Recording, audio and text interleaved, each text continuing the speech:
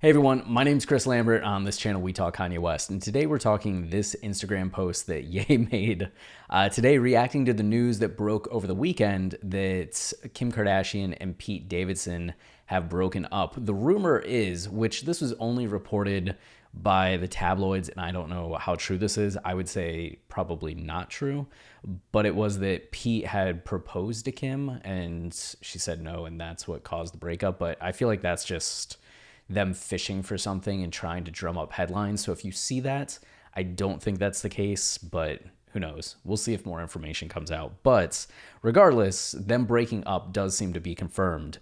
And Ye at 4 a.m. Los Angeles time posted to Instagram this mocked up New York Times newspaper that says Skeet Davidson, his nickname for Pete's, if you remember good old February of 2022, dead at age 28, which is just such a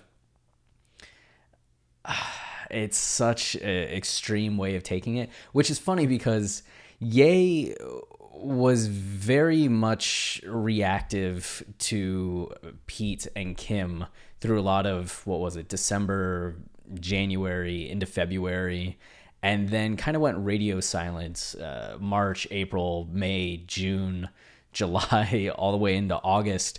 Ye's been staying pretty low key, and we've seen this pattern with him over the years where he tends to kind of go a little wild over some topics, take some time out of the spotlight, and then come back, and you hear more of his a little more distant thoughts on the subject matter.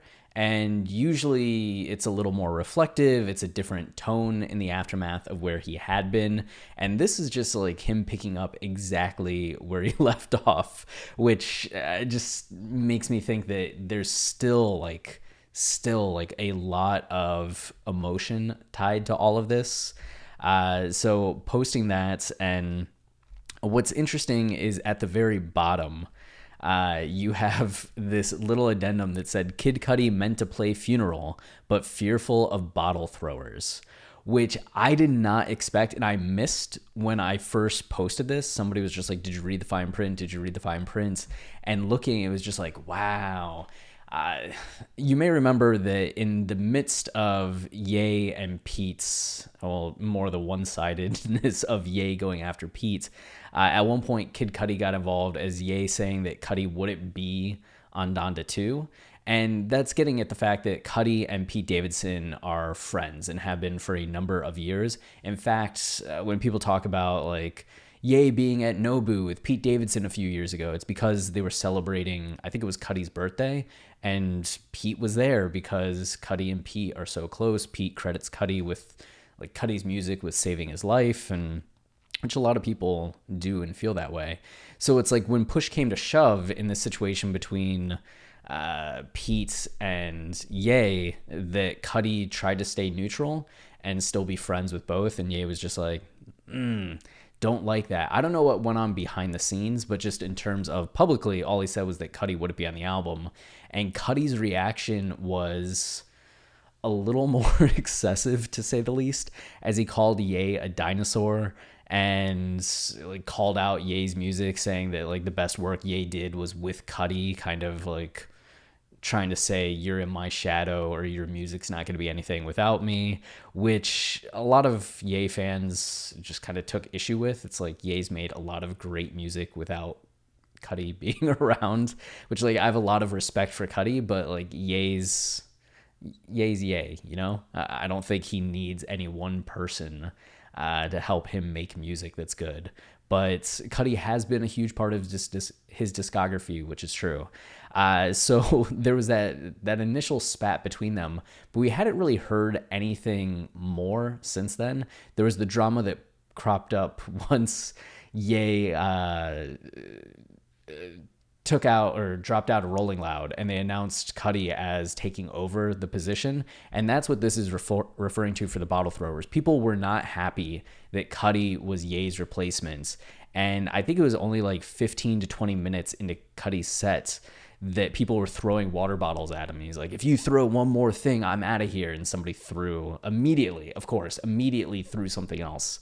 And Cudi left. And then a few minutes later, Kanye went on stage with Lil Durk and performed, which was hilarious because it's like Ye was supposed to perform, drops out, then shows up, performs with Lil Durk, and plays Father Stretch My Hands Part 1, which has Cudi on the song. And at the time, people were debating whether or not that was pointed and purposeful. Like, did Ye pick that song because it was Cudi and he's just like, aha. And it's a little dig at Cudi. And you see this and you wonder, like, yeah, probably. Like, he probably knew exactly what he was doing and probably, like, was still, like, feeling a certain way when he got up there to perform with Durk. Because when he was performing, Cudi still would have been performing, I do believe, if Cudi's set hadn't been cut out or he hadn't called it quits early. So it's just like, man, a little bit of the subtle back and forth between the two, but this is much more direct. So it's just two shots in one photo. And I guess this was the other interesting part of the photo. I don't know how many people picked up on this, but you can see that it's just like Ye's genius in full force here as Ye is showing up multiple times throughout. I saw like people are doing that, and then there were people doing this, which was like pretty funny, right? Like on 28th, so like Donda 2 is gonna release, or this right here, you can see they blotted out the letters to be like Donda at 28th. It's just, I love this meme that's emerged ever since the Ye album cover saying the text looks like the word Ye, of people just finding hidden words and messages in anything that Ye posts. Pretty damn enjoyable. So, I mean, we'll see what happens from here. Is this like the end of Ye commenting on all of this? Is he going to say more things with everybody, with not everybody, but with a lot of people getting on board with the August 12th album release? No. Or the August 28th, any kind of August Donda 2 release, which I just do not think is happening. If Ye posted today, Donda 2 coming out August 12th, I would not believe it. But there's a lot of hype around that. So just him posting something, and people know that with Ye's rollout, it tends to coincide with drama. So it's like, oh, if he's starting up drama, what's going to happen? We'll see. But I was shocked to see this because I expected him not to come out swinging with this much heat in the aftermath of his time away. But no. And then last thing before I end the video, we are trying to build up our movie YouTube channel. So if you can throw a subscription that way or subscribe that way, that would be very helpful. We're trying to hit 1,000 subscribers before the end of 2022. Which we were at 280, I think, yesterday. So y'all have been really helpful getting us up almost to 400. I just got a little ways to go, 600 more until we get to 1,000. So if you don't mind hearing me talk about movies, Travis is putting together some things too. And just getting some rankings on new movies in 2022 and beyond. This is going to be something I'm doing pretty consistently.